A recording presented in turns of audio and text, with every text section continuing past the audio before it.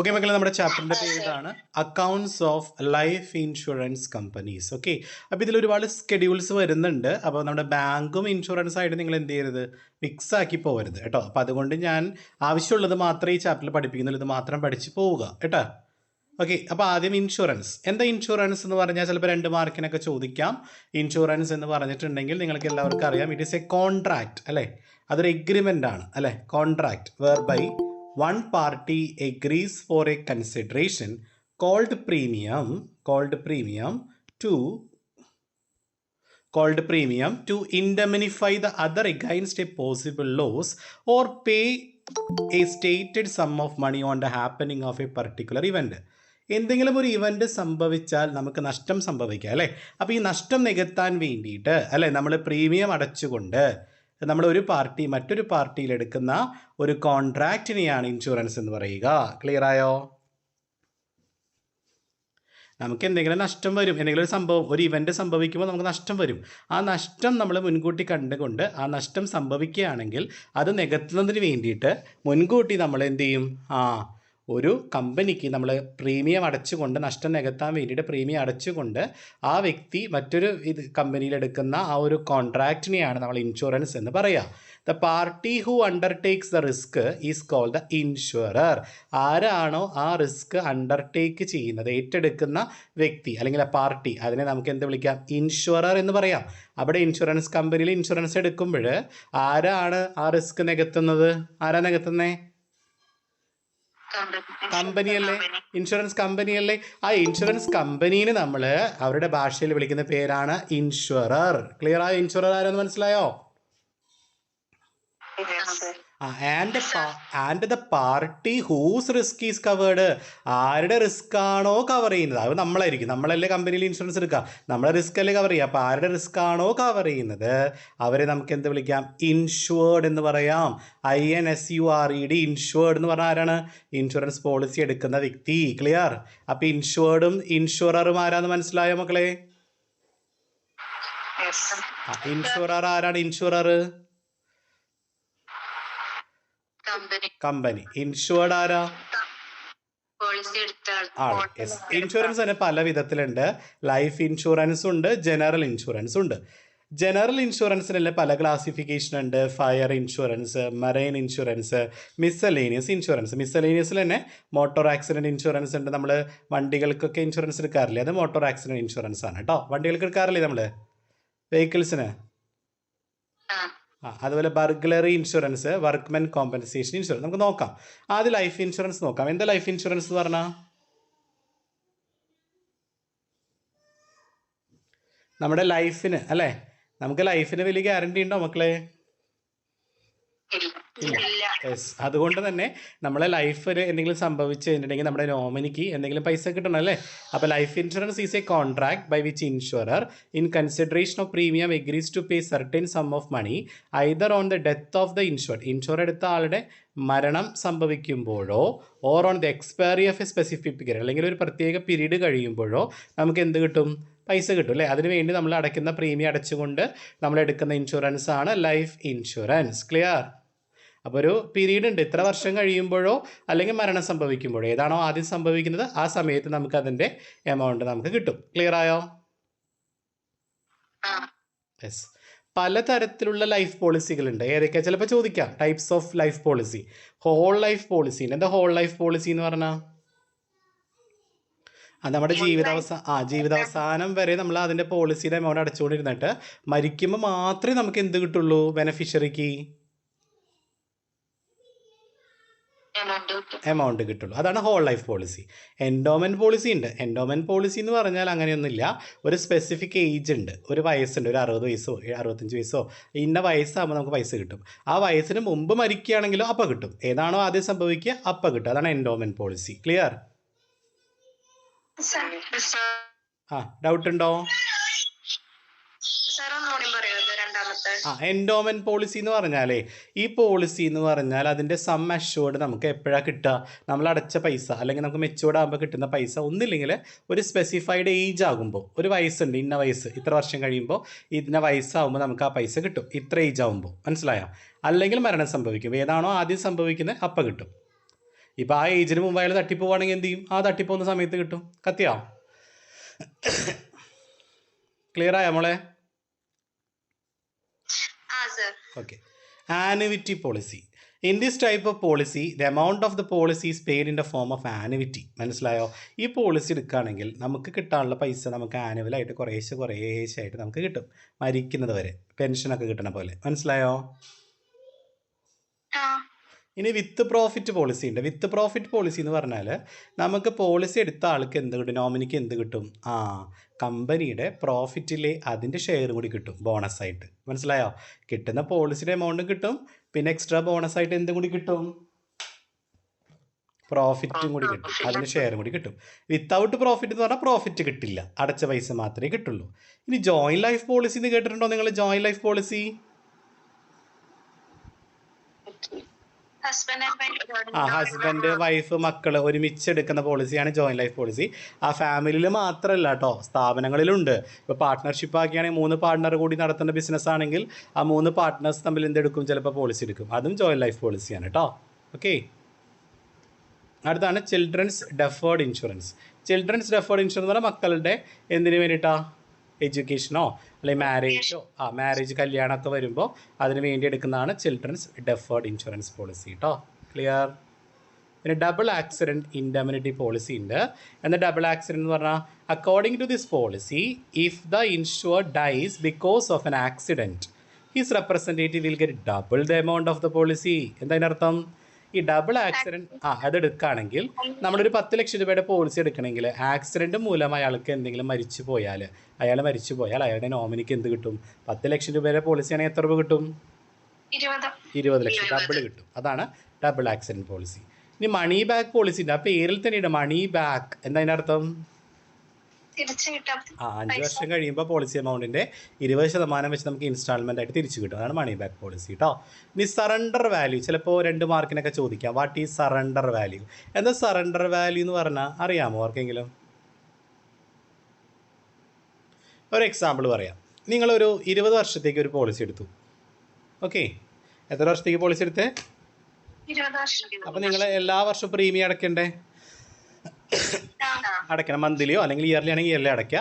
പക്ഷേ കുറച്ച് നാൾ, ഒരു 3-4 വർഷം കഴിഞ്ഞപ്പോൾ നിങ്ങൾക്ക് അടയ്ക്കാൻ പറ്റുന്നില്ല. അപ്പോൾ അടച്ച പൈസ കിട്ടുമോ?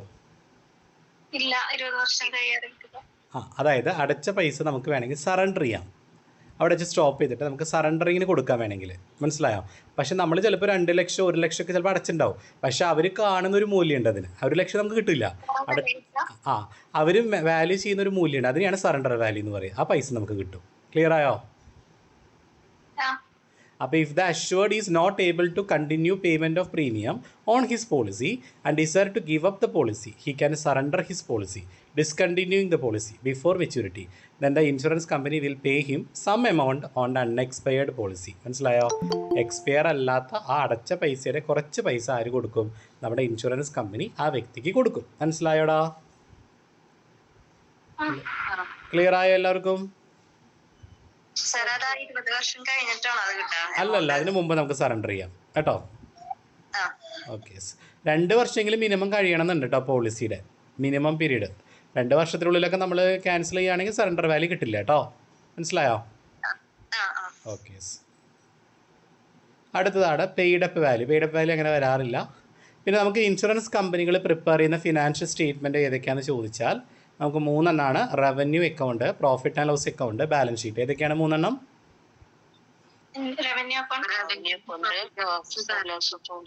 Balance sheet. ഈ റവന്യൂ അക്കൗണ്ടിന് വേറൊരു പേര് പറയും നമ്മൾ പോളിസി ഹോൾഡറുടെ അക്കൗണ്ട്. പോളിസി എടുത്ത ആൾക്ക് വേണ്ടി സെപ്പറേറ്റ് വരയ്ക്കുന്ന അക്കൗണ്ടാണ് റവന്യൂ അക്കൗണ്ട്. ഈ ഫോർമാറ്റാണ്, അവിടെ നിൽക്കട്ടെ, ഞാൻ സെപ്പറേറ്റ് പറഞ്ഞുതരാം കേട്ടോ.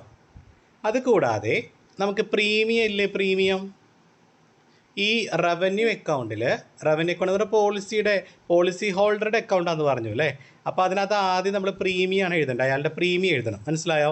ഈ പ്രീമിയം ചിലപ്പോൾ നേരിട്ട് തരില്ല, അത് നമ്മൾ കണ്ടുപിടിക്കണം. അപ്പോൾ അതാണ് 5 മാർക്കിന് ചിലപ്പോൾ ചോദിക്കും. അത് കണ്ടുപിടിക്കാനുള്ള ഫോർമാറ്റ് ഞാൻ പറയാം. ആദ്യം നമ്മുടെ കമ്പനിക്ക്, ആർക്ക്? ഇൻഷുറൻസ് കമ്പനിക്ക് ഇടുന്ന പ്രീമിയം റിസീവ്ഡ് ഇല്ലേ? പ്രീമിയം ആരടയ്ക്കുക? ആർക്കടയ്ക്കുക? ഇൻഷുറൻസ് എടുത്ത ആൾ കമ്പനിക്ക് അടയ്ക്കും. അപ്പോൾ കമ്പനിക്ക് കിട്ടിയ പ്രീമിയം റിസീവ്ഡ് ആദ്യം എടുത്ത് എഴുതുക. മനസ്സിലായോ? 1 വർഷം കമ്പനിക്ക് കിട്ടിയ പ്രീമിയം ആദ്യം എടുത്ത് എഴുതിയിട്ട് അതിൻ്റെ കൂടെ ക്ലോസിംഗ് ഡേറ്റിലെ ഔട്ട്സ്റ്റാൻഡിങ് പ്രീമിയം ഉണ്ടെങ്കിൽ ആഡ് ചെയ്യുക. ഓപ്പണിംഗ് ഡേറ്റിൽ ഔട്ട്സ്റ്റാൻഡിങ് പ്രീമിയം ഉണ്ടെങ്കിൽ ലെസ് ചെയ്യുക. കത്തിയാ? ക്ലോസിംഗ് ഡേറ്റിലെ ഔട്ട്സ്റ്റാൻഡിങ് പ്രീമിയം എന്ന് പറയുന്നത് പ്രീമിയം കിട്ടാനുണ്ട്, കിട്ടിയിട്ടില്ല. അങ്ങനെ ക്ലോസിംഗ് ഡേറ്റിൽ, ആ വർഷത്തെ അവസാനത്തെ ഡേറ്റിൽ ഔട്ട്സ്റ്റാൻഡിങ് പ്രീമിയം എന്ന് ക്വസ്റ്റിനിൽ തന്നാൽ എന്താ ചെയ്യേണ്ടത് മക്കളെ? ഓപ്പണിംഗ് ഡേറ്റിൽ ഔട്ട്സ്റ്റാൻഡിങ് പ്രീമിയം ആണെങ്കിലോ ലെസ് ചെയ്യുക. ഇനി റീഇൻഷുറൻസ് പ്രീമിയം റിസീവ്ഡ് ആണെങ്കിൽ നമ്മൾ ചില കമ്പനികൾ എന്ത് ചെയ്യുന്നറിയോ, ഈ കമ്പനികൾക്ക് ചിലപ്പോൾ ആ പോളിസികൾ, കുറേ പോളിസികൾ ഉണ്ടാവും കമ്പനിയിൽ, അപ്പോൾ എല്ലാം അതും കൂടി ചിലപ്പോൾ ബെയർ ചെയ്യാൻ ബുദ്ധിമുട്ടായിരുന്നു. ചില കമ്പനികൾ വേറെ കമ്പനിയിൽ പോയി ഇൻഷുറൻസ് എടുക്കും. മനസ്സിലായോ? ചില കമ്പനികൾ എന്ത് ചെയ്യും, ചില ഇൻഷുറൻസ് കമ്പനികൾ എന്ത് ചെയ്യും, അതായത് ചില ഇൻഷുറൻസ് കമ്പനികൾ അവർക്ക് ചിലപ്പോൾ കുറേ ഹ്യൂജ് ലോസ് ഒക്കെ വരികയാണെങ്കിൽ ചിലപ്പോൾ അത് നഷ്ടം നികത്താൻ അവരുടെ കയ്യിൽ ചിലപ്പോൾ ഫണ്ട് ഉണ്ടാവണമെന്നില്ല കമ്പനികളിൽ, ചെറിയ ചെറിയ ഇൻഷുറൻസ് കമ്പനികളിൽ. മനസ്സിലായോ മോളെ? അപ്പോൾ അവരെന്ത് ചെയ്യുന്നറിയോ, വേറെ കമ്പനിയിൽ ഇൻഷുറൻസ് എടുക്കും, ഈ കമ്പനി വേറൊരു കമ്പനി ഇൻഷുറൻസ് എടുക്കും. മനസ്സിലായോ? അതിനാണ് റീ ഇൻഷുറൻസ് പറയുക. അപ്പോൾ റീ ഇൻഷുറൻസ് പ്രീമിയം, അപ്പോൾ അതിൻ്റെ പ്രീമിയം റിസീവ്ഡ് ഉണ്ടെങ്കിൽ, അപ്പോൾ നമ്മുടെ ഈ കമ്പനിയിൽ വേറൊരു കമ്പനി എന്ത് ചെയ്തിട്ടുണ്ട്, ഇൻഷുറൻസ് എടുത്തിട്ടുണ്ട്. നമ്മുടെ കമ്പനിയിൽ വേറൊരു കമ്പനി ഇൻഷുറൻസ് എടുത്തിട്ടുണ്ട്. അപ്പോൾ ആ കമ്പനിയും പ്രീമിയം അടയ്ക്കേണ്ടേ, നമ്മുടെ കമ്പനിയിലോട്ട് അടയ്ക്കണ്ടേ? അപ്പോൾ അതിനെന്താ വിളിക്കുക, റീ ഇൻഷുറൻസ് പ്രീമിയം റിസീവ്ഡ് അല്ലേ? അപ്പോൾ അവരടയ്ക്കുന്ന പ്രീമിയം ഉണ്ടെങ്കിൽ അതും ആഡ് ചെയ്യുക. അപ്പോൾ റീ ഇൻഷുറൻസ് പ്രീമിയം റിസീവ്ഡ് എന്ത് ചെയ്യണം? അപ്പം നമ്മൾ വേറെ കമ്പനിയിൽ റീ ഇൻഷുറൻസ് എടുത്തിട്ടുണ്ടെങ്കിലോ ആ റീ ഇൻഷുറൻസ് പ്രീമിയം പെയ്ഡ് അല്ലേ, അതെന്താ ചെയ്യേണ്ടി വരിക? ലെസ് ചെയ്യണം. കത്തിയോ? റിസീവ്ഡ് ആഡ് ചെയ്യുക, പെയ്ഡ് ലെസ് ചെയ്യുക. ഇനി ബോണസ് വന്നാൽ നമുക്കത് എക്സ്ട്രാ കിട്ടുന്ന ബെനിഫിറ്റ് ആയതുകൊണ്ട് അതും ആഡ് ചെയ്യുക കേട്ടോ. ബോണസ്, ഈ പ്രീമിയം അടയ്ക്കുന്ന എമൗണ്ടിൽ എന്തെങ്കിലും നമുക്ക് ബോണസ് എക്സ്ട്രാ കിട്ടുകയാണെങ്കിൽ, വേറെ കമ്പനിയിൽ നിന്ന് ബോണസ് കിട്ടുകയാണെങ്കിൽ അതും ആഡ് ചെയ്യുക. അപ്പോൾ ശ്രദ്ധിക്കുക മക്കളെ, റിസീവ്ഡ് ഈ വർഷം കിട്ടിയ പ്രീമിയത്തിൻ്റെ കൂടെ ക്ലോസിംഗ് ഡേറ്റിൽ ഔട്ട്സ്റ്റാൻഡിങ് എന്ത് ചെയ്യണം? ഓപ്പണിംഗ് ഡേറ്റിൽ outstanding, reinsurance premium received, reinsurance premium paid, bonus. അപ്പോൾ ഇതെല്ലാം കൂടി ചെയ്ത് കിട്ടുന്ന ആൻസറാണ് നെറ്റ് പ്രീമിയം. ഇതാണ് നമ്മൾ റവന്യൂ അക്കൗണ്ടിൽ നമ്മൾ ആദ്യം എഴുതുന്ന പ്രീമിയം എന്ന് പറയുന്നത്. കണ്ടോ നിങ്ങൾ സ്കെഡ്യൂൾ 1 കണ്ടോ ഇത്? അപ്പോൾ നമുക്കിത് മാത്രമായിട്ട് ചോദിക്കും. നമുക്കൊരു പ്രോബ്ലം നോക്കാം. നോക്കിയേ, ക്വസ്റ്റ്യൻ കാണുന്നുണ്ടോ സ്ക്രീനിൽ? The following data related to premiums of insurance company on 31/3/2020. അപ്പോൾ നമ്മുടെ ക്ലോസിംഗ് ഡേറ്റ് 2020 മാർച്ച് 31-നാണ്. ഡയറക്റ്റ് പ്രീമിയം റിസീവ്ഡ്, ആ വർഷം കിട്ടിയ പ്രീമിയം റിസീവ്ഡ് 5 ലക്ഷം, അത് ആദ്യം എടുത്ത് എഴുതുക. ഇനി നിങ്ങൾ പറയണം കേട്ടോ, പ്രീമിയം ഔട്ട്സ്റ്റാൻഡിങ് ഓൺ 1/4/2019. നമ്മുടെ ക്ലോസിംഗ് ഡേറ്റ് 2020 മാർച്ച് 31-ആണ്. അപ്പോൾ അതാണ് ഇയർ എൻഡിങ്. ഇത് 2019 ഏപ്രിൽ 1-ാം തീയതിയാണ്. അപ്പോൾ ഇത് ഓപ്പണിംഗ് ഡേറ്റ് ആണോ ക്ലോസിംഗ് ഡേറ്റ് ആണോ? 2019 ഓപ്പണിംഗ് ഡേറ്റ്. അപ്പോൾ ഓപ്പണിംഗ് ഡേറ്റിൽ ഔട്ട്സ്റ്റാൻഡിങ് എന്താ ചെയ്യേണ്ടത് മക്കളെ? ലെസ് ചെയ്യണം. അപ്പോൾ 50,000 രൂപ നമ്മൾ ലെസ് ആണ് ചെയ്യേണ്ടത്. അടുത്തത് പറഞ്ഞോ, ഔട്ട്സ്റ്റാൻഡിങ് ഓൺ 31/3/2020. ഇത് ഡേറ്റ് അപ്പോൾ ഈ വർഷത്തെയാണ്, ക്ലോസിംഗ് ഡേറ്റിലെയാണ്, അത് ആഡ് ചെയ്യണം. റീ ഇൻഷുറൻസ് പ്രീമിയം പെയ്ഡ് ആണെങ്കിൽ എന്താ ചെയ്യണ്ടേ? ലെസ് ചെയ്യണം. റീ ഇൻഷുറൻസ് പ്രീമിയം റിസീവ്ഡ് ആണെങ്കിലോ ബോണസ് എന്താ ചെയ്യണ്ടേ? ഇത്രയും സിമ്പിൾ. അപ്പോൾ 50,000 കൂടെ പ്രീമിയം റിസീവ്ഡ് ആഡ് ചെയ്തു, ക്ലോസിംഗ് ഡേറ്റിൽ ഔട്ട്സ്റ്റാൻഡിങ് ആഡ് ചെയ്തു, ബോണസ് ആഡ് ചെയ്തു, കിട്ടിയ ആൻസർ ചെയ്യുന്ന മറ്റേത് 2 മൈനസ് ചെയ്ത് കിട്ടുന്ന ആൻസറാണ് നെറ്റ് പ്രീമിയം. ക്ലിയർ? ഇത് 5 മാർക്കിന്റെ ആണോ സർ? 5 മാർക്ക് ക്വസ്റ്റ്യൻ ആണ് കേട്ടോ. ക്വസ്റ്റ്യൻ വന്നിട്ടുണ്ടോ? ഇത് 2 വർഷം മുമ്പ് വന്നിട്ടുണ്ട്, ഈ അടുത്ത് വന്നിട്ടില്ല കേട്ടോ. ക്ലിയർ? പ്രീമിയം മാത്രമായിട്ട്. അല്ലെങ്കിൽ നമുക്ക് റവന്യൂ അക്കൗണ്ട് വന്നാലും അതിനകത്ത് ഉണ്ടാവും ചിലപ്പോൾ ബ്രീഫായിട്ട് 1-2 ഐറ്റംസ് കേട്ടോ. അടുത്താണ് ബെനഫിറ്റ്സ് പെയ്ഡ്. അപ്പോൾ ഈ റവന്യൂ അക്കൗണ്ടിൽ നമുക്ക് ആദ്യം പ്രീമിയം ആണ് എഴുതേണ്ടത്. പ്രീമിയം എഴുതി. അതുപോലെ തന്നെ രണ്ടാമത്തെ കമ്മീഷൻ എക്സ്പെൻസ് ആണ്, മൂന്നാമത്തെ ഓപ്പറേറ്റിംഗ് എക്സ്പെൻസ്, നാലാമത്തത് ബെനഫിറ്റ്സ് പെയ്ഡ് എന്ന് പറയുന്നൊരു ടേം ഉണ്ട്, അത് പറഞ്ഞുതരാം ആദ്യം കേട്ടോ. അടുത്ത് ബെനഫിറ്റ്സ് പെയ്ഡ് എന്ന് പറഞ്ഞോട്ടെ. അത് ക്ലെയിമിനെയാണ് പറയുക. അപ്പോൾ ക്ലെയിംസ് പെയ്ഡ് ഉണ്ടെങ്കിൽ നിങ്ങൾ ആദ്യം എടുത്ത് എഴുതുക. ആദ്യം എന്താ എഴുതണം? ക്ലെയിം ചെയ്യില്ലേ മക്കളെ? വല്ല ഇൻഷുറൻസ് കമ്പനിയിൽ നമ്മൾ ക്ലെയിം ചെയ്യില്ലേ? എന്തെങ്കിലും ലോസ് സംഭവിക്കുമ്പോൾ ആ പൈസ കിട്ടാൻ വേണ്ടി നമ്മൾ ക്ലെയിം ചെയ്യില്ലേ? അപ്പോൾ ആ ക്ലെയിംസ് പെയ്ഡ് ആദ്യം എടുത്ത് ചെയ്താൽ ക്ലോസിംഗ് ഡേറ്റിൽ ഔട്ട്സ്റ്റാൻഡിങ് ക്ലെയിം എന്ത് ചെയ്യുക?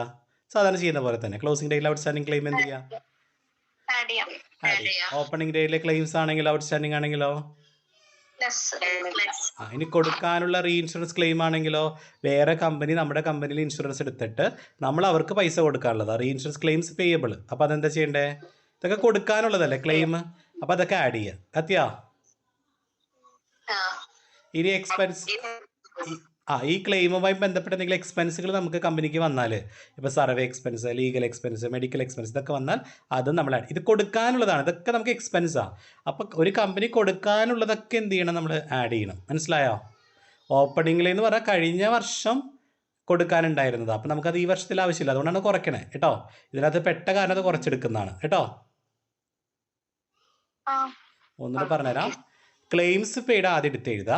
ക്ലോസിംഗ് ഡേയിൽ ഔട്ട്സ്റ്റാൻഡിംഗ് ക്ലെയിം ഔട്ട്സ്റ്റാൻഡിംഗ് എന്ത് ചെയ്യുക? ആഡ് ചെയ്യുക. ഓപ്പണിംഗ് ഡേയിൽ ഔട്ട്സ്റ്റാൻഡിംഗ് ക്ലെയിം ലെസ് ചെയ്യുക. ഇനി റീഇൻഷുറൻസ് വേറെ കമ്പനി നമ്മുടെ കമ്പനിയിൽ റീഇൻഷുറൻസ് എടുത്തിട്ടുണ്ട്. അപ്പോൾ നമുക്ക് പൈസ അവർക്ക് ക്ലെയിം കൊടുക്കാനുണ്ട്. അപ്പോൾ കൊടുക്കാനുള്ളത് എന്ത് ചെയ്യണം? കൊടുക്കാനുള്ള എക്സ്പെൻസ് അല്ലേ. അപ്പോൾ എന്ത് ചെയ്യണം? ആഡ് ചെയ്യുക. ഇനി ക്ലെയിമുമായി ബന്ധപ്പെട്ട കമ്പനിക്ക് എന്തെങ്കിലും ചിലവുകൾ വന്നാൽ അതും കൊടുക്കാനുള്ളതല്ലേ, അതും ആഡ് ചെയ്യുക. ഇനി നമുക്ക് നമ്മുടെ കമ്പനിക്ക് ക്ലെയിം കിട്ടാനുണ്ട്, റിക്കവർ ചെയ്തിട്ടുണ്ട്, വേറെ കമ്പനിയിൽ നമ്മൾ ഇൻഷുറൻസ് എടുത്തിട്ട് അവർ നമുക്ക് ക്ലെയിം തരാനുണ്ട്. അതെന്താ ചെയ്യണ്ടേ? റിക്കവറി വന്നാൽ ലെസ് ചെയ്യുക. അപ്പോൾ ഓപ്പണിംഗ് ഡേറ്റിലെ ക്ലെയിമും റിക്കവറിങ് ക്വസ്റ്റ്യൻ ഉണ്ടെങ്കിൽ എന്ത് ചെയ്യണം? ലെസ് ചെയ്യുക. അപ്പോൾ ക്വസ്റ്റ്യൻ പറഞ്ഞോ, നിങ്ങൾ ആൻസർ പറഞ്ഞോ. Direct claim paid during the year 8 lakh. അത് ആദ്യം എടുത്ത് എഴുതാം. Claims admitted but not paid എന്താ അതിൻ്റെ അർത്ഥം?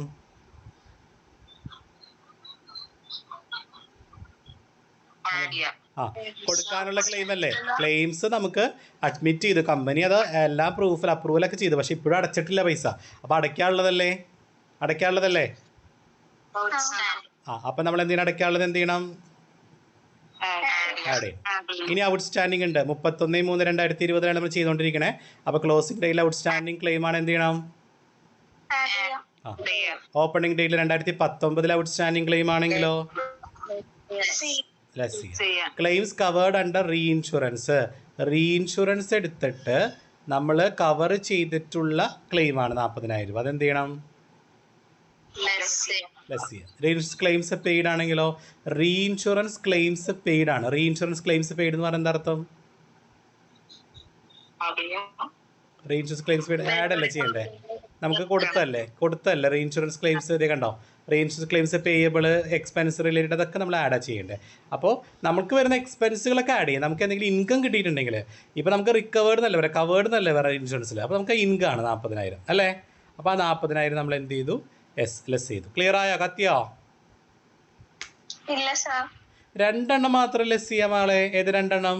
ഒന്ന് ഓപ്പണിംഗ് ഡേറ്റിൽ ഔട്ട്സ്റ്റാൻഡിംഗ് ക്ലെയിം, രണ്ട് നമുക്ക് റീഇൻഷുറൻസ് ക്ലെയിം കിട്ടിയിട്ടുണ്ടെങ്കിൽ. അപ്പോൾ ഇതിൽ ഓപ്പണിംഗ് ഡേറ്റിൽ ഔട്ട്സ്റ്റാൻഡിംഗ് ഏതാ? 2019 ഔട്ട്സ്റ്റാൻഡിംഗ് 50,000 ലെസ് ചെയ്യണം. കത്തിയ മോളെ? അതിന് ക്ലെയിം കവേർഡ് എന്ന് പറഞ്ഞാൽ എന്താ? നമുക്ക് കിട്ടിയ ക്ലെയിം അല്ലടോ. അപ്പോൾ അത് രണ്ടും ലെസ് ചെയ്യുക. 50,000 40,000. ആ കിട്ടുന്ന ആൻസറാണ് ബെനിഫിറ്റ്സ് പെയ്ഡ്. ക്ലിയർ ആയ? നെറ്റ് ക്ലെയിം ക്ലിയർ ആണെങ്കിൽ റെസ്പോണ്ട് ചെയ്തേ. യെസ്. അടുത്ത് നമുക്ക് വാല്യുവേഷൻ ബാലൻസ് ഷീറ്റ്. ഇത് 10 മാർക്കിന് എസ്സേ പലതവണ ചോദിച്ചിട്ടുണ്ട്.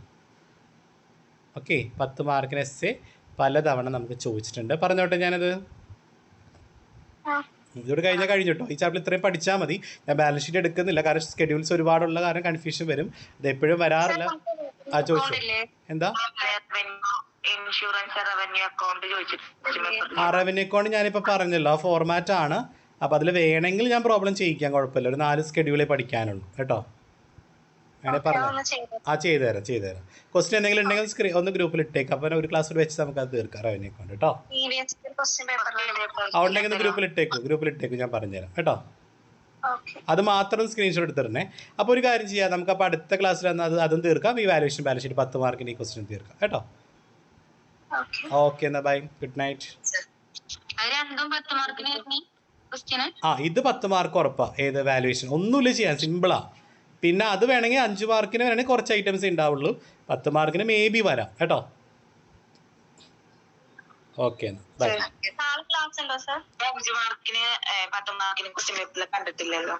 ഇല്ല, അങ്ങനെ വരാറില്ല. അത് ഞാൻ ഇൻഷുറൻസ് അത്ര ഫോക്കസ് ചെയ്യാത്തത്.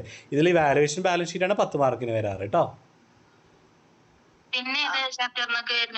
പിന്നെ ബാങ്കിൽ നിന്ന് എന്തായാലും വരും ഒരു 10 മാർക്കിന് എസ്സേ. പിന്നെ കൺസോളിഡേഷൻ, അത് ഞാൻ പറഞ്ഞേ.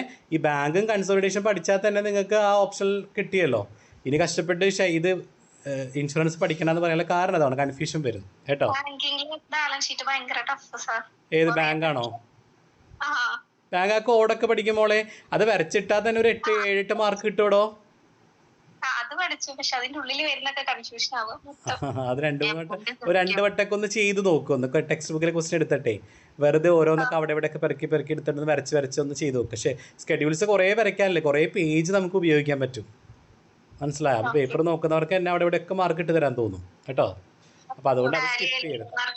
ആ ടാലിയില്ലെങ്കിൽ മാർക്ക് കിട്ടും കേട്ടോ.